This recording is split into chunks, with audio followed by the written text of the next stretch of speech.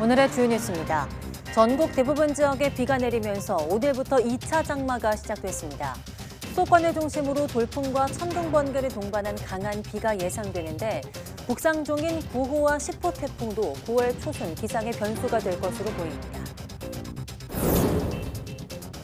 지난해부터 연속으로 오른 전기요금 탓에 정부 출연 연구기관이 운영하는 실험 데이터 센터 일부가 가동 중단됐습니다. 24시간 켜져 있어야 하는 센터 내 컴퓨터의 절반 가까이 전원을 내린 건데 연구기관 출범 이후 61년 만에 처음입니다. 최근 2차 전지의 새로운 전극 소재로 떠오른 맥신이 과학계는 물론 일반인들의 주목을 받고 있습니다. 맥신은 2차 전지 외에도 다양한 분야의 활용도가 높아서 봄의 신소재로 불리지만 상용화까지는 남은 과제가 많은 상태입니다. 탄소 중립 목표를 이루기 위해서 세계 각국이 이산화탄소를 포집하고 저장하는 기술을 개발하고 있습니다.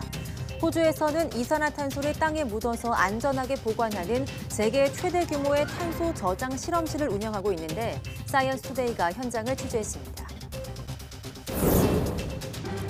국내에서 밀수나 불법 사육을 하다가 적발돼 보호시설로 오는 멸종위기 동물들이 끊이지 않고 있습니다. 서천 보호시설 수용동물의 관리 비용만 연간 5억 원이 들어가는데 멸종위기종의 거래를 막기 위해서는 처벌 수위를 높여야 한다는 지적입니다.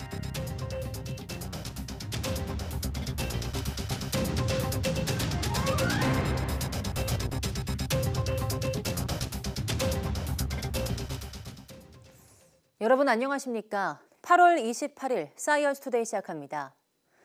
주말과 휴일에는 무더위가 이어졌지만 오늘부터는 다시 전국 대부분 지역에 비가 내리고 있습니다. 전국 곳곳에 국지성 호우가 내릴 전망인데요. 북상하고 있는 두 태풍이 변수입니다. 김민경 기자입니다. 여름이 지나고 더위가 가신다는 절기 처서가 지났지만 연일 폭염이 기승입니다. 전국 곳곳에 폭염특보가 내려진 가운데 경남 의령의 낮 기온이 33.9도, 양산 33.1도, 정읍 32.8도 등 남부지방을 중심으로 무더위가 이어졌습니다. 하지만 오늘부터는 전국에 비가 내리면서 더위가 한풀 꺾일 전망입니다. 북한으로 북상하는 저기압의 영향으로 전국 대부분 지역에 비가 내릴 것으로 예상이 되는데요. 특히 29일 오후부터 밤 사이에는 수도권을 중심으로 돌풍과 천둥 번개를 동반한 시간당 30mm 내외의 강한 비가 내리는 곳이 있겠습니다. 내일까지 중북부 지역에 많게는 100mm 이상의 비가 내리겠고 서울을 포함한 수도권에 30에서 80mm, 전국 대부분 지역에도 10에서 80mm가 내리겠습니다. 수요일 이후에는 북서쪽에서 내려오는 차고 건조한 공기와 남동쪽 뜨겁고 습한 공기 사이에서 정체전선이 형성될 걸로 보입니다. 북상 중인 9호 태풍 사올라와 10호 태풍 담레이도 변수입니다. 두 태풍 모두 우리나라에 직접적인 영향을 줄 확률은 낮지만 태풍의 영향으로 주변 기압계가 변동될 가능성이 있기 때문입니다. 기상청은 태풍의 진로와 이후 11호 태풍의 발생 여부에 따라 이달 말부터 9월 상순까지의 날씨가 크게 변화할 수 있다며 경계를 당부했습니다. YTN 김민경입니다. 기후변화로 인한 암울한 소식은 이제 일상이 돼가고 있습니다. 남극의 황제 펭귄은 온난화로 새끼를 낳고 기르는데 재앙적 상황을 맞고 있는데요. 알프스 산맥의 최고봉인 몽블랑도 녹아내리면서 등반객들의 생명 안전을 위협하고 있습니다. 류재훈 기자입니다. 남극의 얼음이 녹아내리는 만큼 남극 펭귄의 운명도 벼랑 끝으로 내몰리고 있습니다. 남극 펭귄은 얼음 위에서 알을 낳고 부화해 새끼를 키우는데 이 얼음이 온난화로 부화 시기보다 일찍 녹아버리면서 번식에 심각한 타격을 받고 있습니다. So if it breaks up earlier than early December, the chicks will actually fall into the sea and they will drown. 영국 과학자들이 조사한 결과 지난해 부화 시기에 벨링스하우젠 해의 얼음은 100% 녹아 펭귄 서식지 5곳 가운데 4곳이 사라졌습니다. 남극 전체로는 영국 면적의 10배 정도의 얼음이 녹았고 62곳의 집단 서식지 가운데 19곳이 타격을 받고 13곳은 완전히 사라졌습니다. So this is a massive negative sea ice anomaly that we haven't really seen on this scale before within the period that we've monitored over the past 45 years. 해발고도 4,800여 미터의 몽블랑산 정상마저도 이상 고온을 피해가지 못하고 있습니다. 빙하가 녹아내리며 곳곳에서 낙석이 발생하고 빙하 속 깊은 틈이 생겨 등반객들의 안전을 위협하고 있습니다. Many of the routes that we would have climbed 5 years ago are now either not able to be climbed in the same style. 온난화로 인해 몽블랑산의 빙점은 계속 높아지고 있으며 올해는 지난해보다 105m가 높아진 5,289m를 기록했습니다. YTN 유재웅입니다. 브라질의 늪지대에 서식하는 아나콘다는 세계적으로 인정된 멸종 위기종입니다. 우리에게는 생소한 이런 국제 멸종 위기종이 260여 개체나 국립생태원에 모여 있습니다. 이유가 뭔지 김평정 기자가 알아봤습니다. 몸 길이가 50cm 정도 되는 큰 거북이 잔디밭에서 풀을 뜯으며 일광욕을 하고 있습니다. 중앙아프리카가 고향인 설카타 육지 거북입니다. 긴 팔로 높은 곳에 매달리는 걸 좋아하는 흰손 긴팔 원숭이는 동남아시아 열대 우림에서 왔습니다. 서식지에 물이 꼭 필요하고 헤엄도 잘 치는 노랑 아나콘다는 브라질 등 남미에 분포합니다. 동물원에서도 보기 어려운 이 동물들은 모두 국제 멸종 위기종입니다. 밀수나 불법 사육을 하다가 적발돼 임시 보호시설로 왔습니다. 충남 서천의 국립생태원에 마련된 보호시설에 49종 260여 개체가 모여 있습니다. 희귀종마다 제각기 다른 서식 환경을 조성하기 위해 연간 5억 원가량 관리 비용이 들어가고 있습니다. 밀수되거나 유기되는 동물들을 예측할 수가 없다 보니까 그때그때 도입되는 동물에 대해서 확인하고 서식지에 맞는 사육 환경을 조성한 후에 사육을 하고 있습니다. 멸종 위기종을 밀수하는 이유는 돈벌이가 되고 처벌은 약하기 때문입니다. 예를 들어 비늘이 솔방울을 닮은 솔방울 도마뱀은 300만 원에서 비싸면 1,000만 원 넘게도 거래됩니다.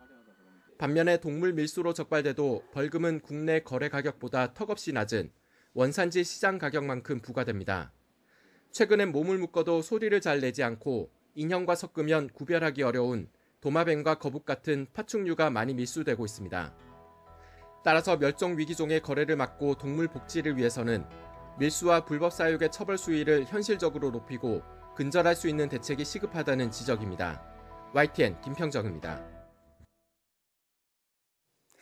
해양수산부는 일본의 오염수 해양방류 이후 해양 방사능을 조사한 결과 세슘과 3종 수소가 모두 세계보건기구 WHO의 먹는 물 기준과 비교해 크게 낮은 수준임을 확인했다고 밝혔습니다.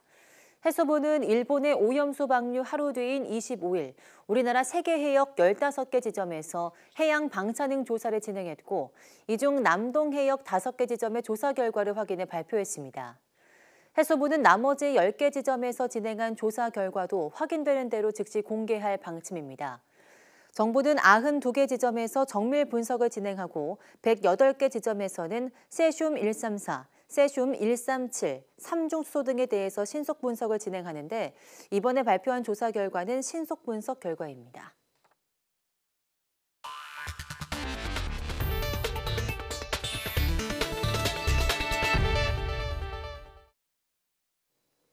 비행사 4명을 실은 우주기업 스페이스X의 유인 우주선 크루 드래건이 국제우주정거장 ISS에 성공적으로 도킹했습니다.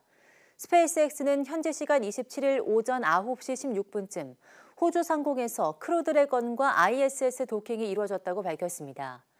크루 드래건은 스페이스X의 7번째 ISS 유인 수송 임무를 수행하는 우주선으로 전날 미 플로리다주 케이프 커네버럴 케네디 우주센터에서 날아오른 지 약 30시간 만에 도킹에 성공했습니다. 우주비행사 4명은 6개월간 ISS에 머물면서 200여 가지의 과학 연구와 실험을 진행한 뒤 내년 초 지구로 복귀할 예정입니다. 크루 드래건에는 미국 여성 우주비행사 제스민 모그벨리 이외에 유럽 우주국의 덴마크인 안드레아스 모겐센, 일본인 후루카와 사토시, 러시아인 콘스탄틴 보리소프 등 4개국 우주비행사가 탑승했습니다. 그동안 스페이스X의 유인 우주선에는 미국인 2~3명이 포함됐지만 우주비행사의 국적이 모두 다른 경우는 이번이 처음입니다.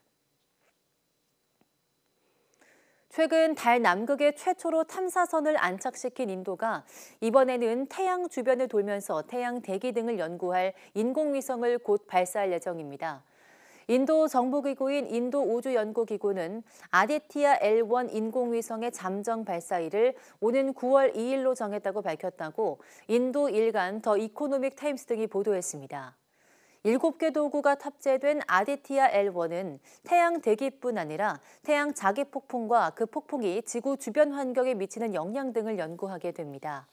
이 인공위성은 발사에 성공하면 지구로부터 약 150만 킬로미터 떨어진 태양 지구 시스템의 라그랑주 1지점 주변에 있는 헤일로 궤도에 위치하게 됩니다. 인공위성은 현재 발사대에서 대기 중인 것으로 알려졌습니다. 지구온난화의 주범인 이산화탄소를 포집해 저장하는 CCS 기술은 탄소 중립 목표 달성을 위한 가장 현실적인 기술로 평가되고 있는데요. YTN 사이언스는 CCS 기술의 효용성과 상업화 가능성에 대해서 3회에 걸쳐 전해드릴 예정입니다. 오늘은 첫 순서로 다량의 이산화탄소를 땅에 묻어서 안전하게 보관하는 세계 최대 규모의 탄소 저장 실험실에 양우영 기자가 다녀왔습니다. 호주 멜버른에서 차로 3시간 거리인 오트웨이 국제 CCS 실증센터. 드넓은 초원에는 한가로이 풀을 뜯는 소떼가 보이지만 땅속에는 세계 최대 규모의 탄소 저장소가 있습니다. 이곳 오트웨이 실증센터에는 총 3개의 이산화탄소 주입정이 있습니다. 이 파이프를 따라서 이산화탄소가 이동을 하고 이 주입정을 타고 지하 1,500m 아래 땅속으로 들어가게 됩니다.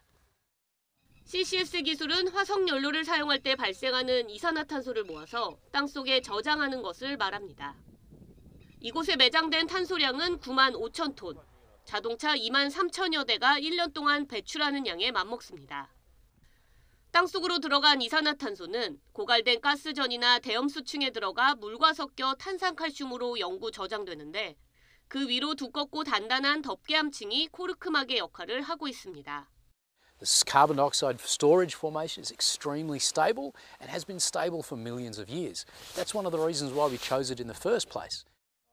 실증센터에서는 주입 후 이산화탄소의 움직임을 모니터링하고 더 안전하고 효율적인 주입 기술을 개발해 실험하고 있는데 우리나라와는 2008년부터 연구 협력을 이어오고 있습니다. 대륙붕의 CO2를 저장할 때 어떻게 모니터링할 것인지 안전하고 저비용의 신뢰성 높은 모니터링 기술 개발, 효율을 높이는 연구를 같이 진행하고 있습니다. 화석 연료 사용을 단번에 중단할 수 없는 상황에서 이산화탄소를 포집 저장하는 CCS 기술이 재생에너지로 넘어가는 징검다리 역할을 할 것으로 보입니다. YTN 사이언스 양우영입니다. 최근 상온 초전도체 검증을 둘러싸고 과학계가 뜨거운 논쟁을 벌인 데 이어서 이번에는 맥신이라는 소재가 주목받고 있습니다. 획기적인 성능으로 2차 전지의 전극 소재를 비롯한 다양한 분야의 쓰임새가 큰 신소재인데요. 다만 상용화까지는 넘어야 할 산도 큽니다. 이동은 기자입니다. 이른바 꿈의 신소재로 불리는 맥신. 머리카락 10만 분의 1인 1나노미터 크기의 작은 물질이지만 최근 2차 전지의 새로운 전극 소재로 떠오르면서 과학계는 물론 일반인들의 이목도 쏠리고 있습니다. 맥신은 금속층과 탄소층을 번갈아 쌓아 만든 나노 물질입니다. 다른 물질과 혼합하거나 금속 등의 코팅에 사용해도 성능이 떨어지지 않는다는 장점이 있습니다. 맥신은 2011년 처음 합성된 신소재로 천연 금속과 탄소, 알루미늄으로 이루어진 맥스라는 합성물을 기반으로 합니다. 여기에 다양한 원소나 분자를 레고처럼 더해 여러 가지 특성의 맥신을 만들 수 있습니다. 맥신의 가장 큰 특징은 전기 전도도가 높다는 겁니다. 기존 전극 소재인 그래핀보다 10배 정도 전도도가 높아 2차 전지의 전극으로 활용하면 용량은 늘리고 충전 시간은 줄일 수 있습니다. 또 전자파를 차단하는 능력이 뛰어나 자율주행차의 부품에 쓰거나 웨어러블 기기 등 다양한 전자기기에도 적용할 수 있습니다. 특히 맥신은 구성물의 조합에 따라 도체나 반도체, 자성 소재에 이르기까지 자유자재로 특성을 바꿀 수 있습니다. 저희가 그 원자 구조나 원소를 어떻게 설계하냐에 따라서 다양한 특성들을 구현할 수 있기 때문에 어떤 특정 산업 또는 특정 응용 분야가 아닌 굉장히 광범위한 분야에 대해서 활용이 가능하지 않을까 생각을 하고 있습니다. 하지만 맥신이 상용화되기까지는 안정성 확보와 생산 비용 등 아직 넘어야 할 산이 많습니다. 전문가들은 현재 맥신의 연구가 활발히 이루어지는 것은 맞지만 적어도 5년에서 10년 정도는 지나야 유의미한 형태의 상용화 제품이 나올 것으로 내다봤습니다. YTN 사이언스 이동훈입니다. 네, 지난해부터 전기요금이 연속으로 오르면서 정부 출연 연구기관이 운영하는 실험 데이터 센터가 전기료 부담으로 가동을 중단했습니다. 이런 상황에서 내년 R&D 예산까지 크게 감축될 상황이어서 과학계에선 연구를 위한 기본적인 여건 자체가 위축될 거란 우려가 나오고 있습니다. 최소라 기자입니다. 한국과학기술정보연구원 키스티의 글로벌 대용량 실험 데이터 허브센터 소개 영상입니다. 입자가속기 연구 결과 등 천문학적 비용이 들어간 해외 실험 데이터를 전용망을 통해 국내에 제공하는 GSDC. 연간 70여 편에 달하는 국내 SCI급 논문이 나오는 데 기여한 아시아 1위 데이터 센터로 소개됩니다. 24시간 가동되는 GSDC의 가동률이 99%를 넘을 정도로 활발하게 활용되고 있다는 설명입니다. 하지만 지난 21일 GSDC 내 컴퓨터의 절반에 가까운 48%가 전원을 내렸습니다. 정기 점검을 제외하고 이 같은 대규모 셧다운은 키스티 출범 이후 61년 만에 처음입니다. 원인은 지난해부터 5차례 이어진 전기요금 인상. 지난해까지 GSDC의 평년 전기요금은 약 3억 5천만 원이었습니다. 전기료 인상에 따라 키스티는 GSDC 전기요금 예산을 4억 원으로 증액했는데 8월 기준 전기료가 이미 4억 원을 넘었고 올해 전체로는 7억 원에 이를 것이라는 전망이 나오면서 셧다운을 단행한 겁니다. 일단은 8월 달이 전기료가 가장 단가가 비쌀 때예요. 그리고 두 번째로는 아무래도 휴가 시즌이다 보니까 좀 연구를 좀 덜하지 않을까 하는 그런 걸 감안했습니다. 데이터 저장 장치는 지속성을 위해 24시간 가동하는 게 안정적이지만 전기료라는 기본적인 문제에 부딪혀 전원 차단이란 초유의 선택을 하기에 이른 겁니다. 이런 가운데 내년도 R&D 예산 3조 4천억 원 삭감이라는 찬바람까지 몰아치면서 과학기술계는 활발한 창의력 대신 바짝 위축된 긴장감으로 경직되는 모습입니다. YTN 사이언스 최소라입니다. 얼마 전 불면증을 치료하는 소프트웨어가 디지털 치료제로 승인을 받아 관심을 끌었는데요. 다양한 디지털 치료제와 함께 의료기기 분야에서도 소프트웨어 제품들이 크게 늘면서 의료 산업의 혁신을 이끌고 있습니다. 기정훈 기자입니다. 몇 년 전 치매 판정을 받은 황성옥 씨는 올봄 새로운 치료를 시작했습니다. 구슬하면 떠오르는 것을 상상해 보세요. 구슬, 어린 시절에 구슬을 가지고 친구들하고 어릴 시절에 많이 놀았지요. 어찌 보면 애들 게임 같기도 하지만 기억력 저하를 늦추는 메타 기억 훈련법을 환자 맞춤형으로 스마트폰 앱에 구현한 겁니다. 반년 가까이 훈련한 결과 한 얘기 또 하는 중원 부원이 크게 줄었고 보호자가 느낄 만큼 증세가 좋아졌습니다. 그때는 혼자서 어디 가기가 내가 좀 마음 이심적인 좀 걱정이 됐는데 지금은 어디 혼자 가까운 길에 가더라도 내가 마음을 놓고 있어요. 내년 말까지 확정 임상을 진행하고 있는 이 소프트웨어는 지난 6월 식약처가 지정하는 혁신 의료기기에 선정됐습니다. 치매 병리를 줄이는 건 아니지만 치매 병리에 대처할 수 있는 인지 보유교를 늘려서 치매로 인한 기억력 저하가 덜 나타날 수 있게 해주는 또 좋아질 수 있게 해주는 그런 프로그램이라고 생각하시면 되겠습니다. 눈사진을 찍으면 심장병 가능성을 알려줍니다. 우리 몸에서 유일하게 칼대지 않고 혈관 모습을 볼 수 있는 망막 사진을 보고 AI 소프트웨어가 심혈관 질환에 걸릴 가능성을 예측하는 겁니다. 망막 사진만으로 남녀 성별을 95% 정확도로 맞힌 AI의 놀라운 능력에 착안해서 건강검진 빅데이터를 이용해 AI를 학습시켰습니다. 심장 CT는 심혈관 질환을 예측하는 데 있어서 가장 정확하다고 알려져 있고요.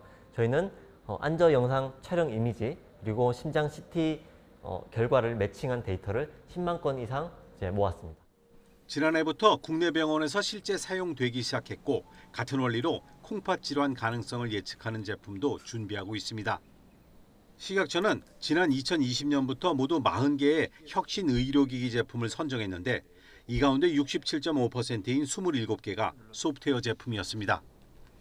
우리 사회를 뒤바꾸고 있는 디지털 혁명이 건강을 다루는 방식까지 바꾸면서 의료계의 혁신을 이끌고 있습니다. YTN 기정훈입니다. 테슬라가 가격이 저렴한 중국산 배터리를 사용한 모델 Y를 국내로 들여오면서 전기차 가격 경쟁이 본격화하고 있습니다. 국내 업체들도 잇따라 가격을 낮춘 전기차 모델을 내놓고 배터리 시장에도 변화의 바람이 불고 있습니다. 보도에 박홍구 기자입니다. 테슬라가 국내 판매를 시작한 모델 Y는 중국 상하이 공장에서 만들었습니다. 국내 판매 가격은 5,699만 원으로 기존 미국산 모델보다 2천만 원 정도 저렴합니다. 중국에서 만든 리튬 인산철, 즉 LFP 배터리를 사용해 원가를 낮췄기 때문입니다. 한국에서 전기차 보조금을 받을 경우 4천만 원대의 차를 살 수 있어 고객이 몰리고 있습니다. 이 때문에 계약해도 차를 받기까지 6개월이 걸릴 것이란 얘기까지 나오고 있습니다. 중국 시장에서 내수 업체들에 밀린 테슬라가 남는 물량을 한국으로 돌린 것으로 보입니다. 중국 내에서 중국 자체 토종 브랜드의 전기차 급상승이 테슬라의 판매 위축을 가져온 것이고, 그래서 테슬라가 중국 생산 물량의 일부의 돌파구로 한국 시장을 찾은 거다, 이렇게 볼 수가 있을 겁니다. 중국산 LFP 배터리는 국내 전기차에도 장착돼 가격을 낮출 전망입니다. 다음 달 KG 모빌리티가 출시할 토레스와 기아 레이의 전기차 모델은 보조금을 받을 경우 각각 3천만 원과 2천만 원 초반대까지 가격이 내려갑니다. 국내 시장에서 전기차의 시장 점유율이 지난해 말 기준 10%에 이르며 성장세가 둔화하자 가격 경쟁이 본격화하고 있는 것입니다. 또 보조금 줄어들고 전기 충전 에너지 비용은 늘어나고 또 충전 시설은 아직도 절대적으로 부족하다는 전체적인 가성비가 떨어지다 보니까 판매가 주춤할 수밖에 없다. 그동안 고가의 NCM, 즉 3원계 배터리에만 집중하던 국내 배터리 3사도 전략을 수정해 LFP 배터리 생산에 뛰어들었습니다. 3원계 배터리에 대한 원천 기술이 가장 높게 가지고 있는 한국이라 할지라도 향후 3원계 배터리 60%, LFP 40% 정도의 생산 비중으로 배분되지 않을까 이렇게 보고 있습니다. 테슬라가 중국산 배터리로 시작한 전기차 가격 인하 경쟁, 우리 기업들의 수익성 악화로 이어지는 것은 아닌지 우려가 커지고 있습니다. YTN 박홍구입니다. 앞으로 전동 킥보드와 전기 자전거와 같은 개인형 이동 장치가 자동차나 보행자와 분리돼서 서로 안전하게 통행할 수 있도록 도로가 설계됩니다. 국토교통부는 안전과 편의를 우선하는 도로를 만들기 위한 사람 중심 도로 설계 지침 개정안을 다음 달 10일까지 행정 예고한다고 밝혔습니다. 개정안에는 개인형 이동 장치를 고려한 도로 규정이 신설됐습니다. 전동 킥보드와 전기 자전거 등 개인형 이동 장치가 도시를 중심으로 급속히 늘어가고 있는 만큼 이동 장치 이용자들을 고려한 도로를 설계하고 만들 수 있는 근거가 마련되는 겁니다. 개인형 이동 장치를 고려한 도로의 설계 속도는 시속 25km 이하로 규정했습니다. 대한항공이 오늘부터 비행기 탑승 전 승객들의 몸무게를 측정합니다. 대한항공은 오늘부터 다음 달 6일까지는 김포공항 국내선 이용자들을 대상으로, 다음 달 8일부터 19일까지는 인천공항 국제선 이용자들을 대상으로 승객 표준 중량을 측정합니다. 승객 표준 중량은 승객의 몸무게와 소지한 휴대 수화물의 무게를 합한 것으로 항공기 무게나 중량 배분을 정할 때 사용합니다. 만약 측정을 원하지 않는 승객은 탑승 전 게이트 앞에서 직원에게 알리면 됩니다. 국토교통부 항공기 중량 및 평형 관리 기준에 따르면 항공사들은 최소 5년마다 승객 표준 중량을 측정해 평균값을 내야 합니다.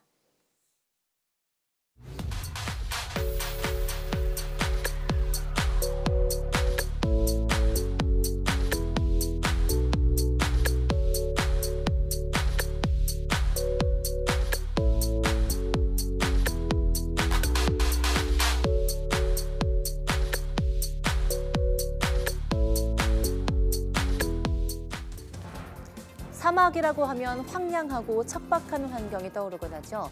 하지만 세계에서 가장 높은 건물, 최초의 하이퍼루프, 가장 많은 3D 프린팅 건물 등 이 모든 소식어도 사막 위에 세워진 한 도시를 가리킨다고 하는데요. 오늘 오후 사이언스투데이 과학도시에서는 기적의 첨단 도시 두바이로 떠나보겠습니다. 많은 시청 바랍니다. 함께해 주신 여러분 고맙습니다.